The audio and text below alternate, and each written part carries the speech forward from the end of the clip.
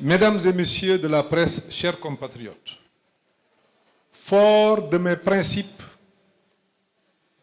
et des valeurs religieuses et culturelles que nous partageons, je resterai ferme et engagé dans mes convictions, comme du reste. Je l'ai toujours été. Je le fais néanmoins avec sobriété, avec tact. Eh bien, sachez que si le courage, c'est refuser de s'abaisser aux attaques personnelles et aux insultes, si le manque de courage, c'est s'abstenir de polémiquer avec ceux qui, faute d'arguments solides, s'en remettent aux calomnies, alors le manque de courage. Si le manque de courage, c'est refuser de se laisser entraîner dans les disputes inutiles. Si le manque de courage, c'est choisir le silence face aux diffamations et rester concentré sur les enjeux réels de notre pays, oui, je manque de courage.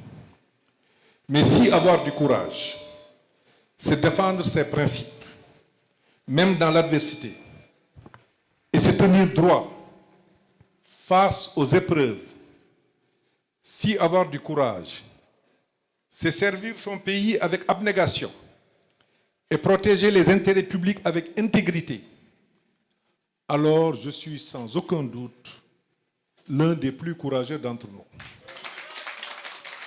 Le prophète Mohammed sallallahu alayhi wa sallam nous enseigne que le plus fort d'entre nous n'est pas celui qui terrasse l'autre. Ce n'est pas celui qui se bat avec les autres, mais c'est bien celui qui maîtrise sa colère. Ce principe, suivi par nos vénérés guides religieux, nous montre la voie. Si être courageux, c'est avancer résolument vers les objectifs qu'on s'est librement fixés. Si être courageux, c'est œuvrer pour la paix, la stabilité, la cohésion et l'unité du peuple, alors je suis sans conteste et de loin l'un des plus courageux d'entre nous. Parce qu'en définitive, c'est bien ce dont notre pays a besoin aujourd'hui, la paix, la stabilité et l'unité pour construire un avenir prospère. Croyez-moi, ce n'est pas dans les querelles, ni les divisions que notre nation trouvera son salut.